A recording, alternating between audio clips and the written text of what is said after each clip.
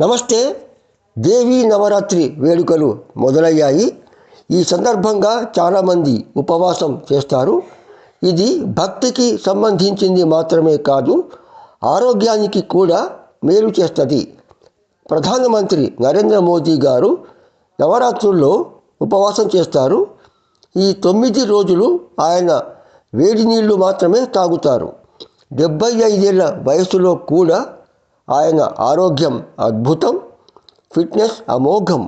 అయితే ఆయన disciplined life style, ఆహార అలవాట్ల గురించి మనకు తెలిసిందే కదా. ఇక ఉపవాసం చేసే రోజుల్లో కొందరు పాలు పండ్లు తీసుకుంటారు, మరికొందరు ఒంటిపూట సాత్విక ఆహారం తింటారు.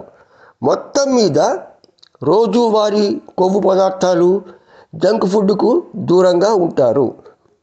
ఉపవాసం వల్ల మన గుండెకు చాలా మేలు, జీర్ణ వ్యవస్థకు విశ్రాంతి లభించడం వల్ల మన డైజెస్టివ్ సిస్టమ్ కూడా ఇంప్రూవ్ అవుతుంది, ఇమ్యూనిటీ పెరుగుతుంది.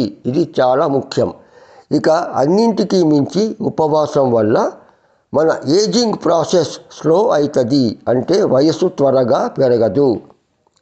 దానికి కారణం ఉపవాస సమయంలో మన శరీరంలో జరిగే ఆటోఫగీ అనే ప్రాసెస్.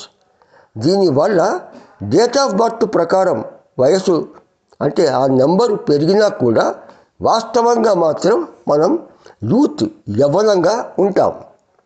ఈ ఉపవాసాల వల్ల భక్తి, మానసిక ప్రశాంతత, స్ట్రెస్ తగ్గడం, ఏజింగ్ ప్రాసెస్ స్లో కావడం, ఇమ్యూనిటీ పెరగడం, డీటాక్సిఫికేషన్ వంటి చాలా లాభాలు ఉన్నాయి. మీరు కూడా ఉపవాసం చేయాలనుకుంటే ఒక విషయం దృష్టిలో పెట్టుకోవాలి.